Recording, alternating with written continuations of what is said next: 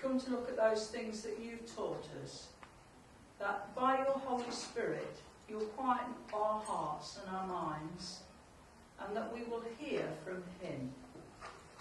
Lord, that we will speak the words that he gives us.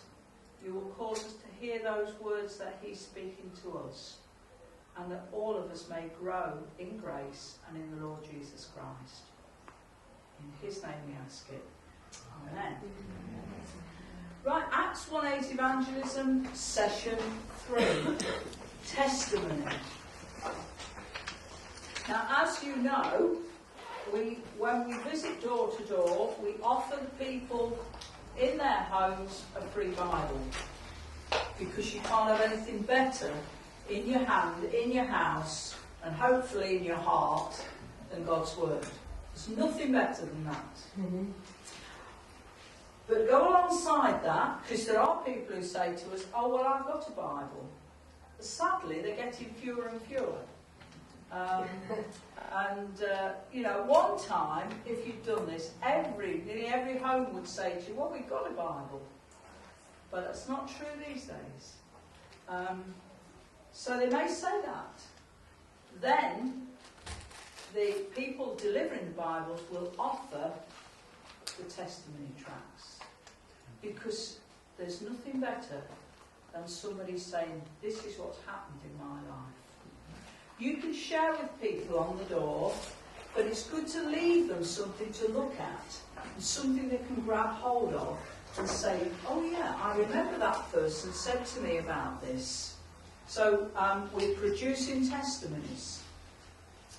Testimony is sharing what you know to be true in your own life and in that of others.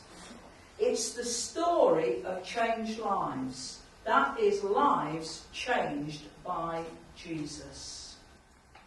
If you've met with Jesus and Jesus has come into your life, you will have a testimony. I don't care whether you've been a Christian 1 day or 100 days, or I was going to say 100 years, but we will have that testimony. We will say that at some point in our life, Jesus has come in. That's right. And done something in our lives. And the change may not happen immediately. It might be a process. And some of us as Christians start to grow in God's grace, and then sometimes we slip away from God's grace. But God's grace is such that he's all the time drawing us back, wanting us back with him in that relationship. So we have a testimony. We can say, this is what God has done in my life.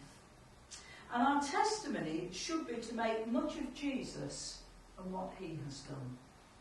We're obviously going to say a little bit about ourselves. You can't give a testimony without talking about yourself. But you do it from the vision of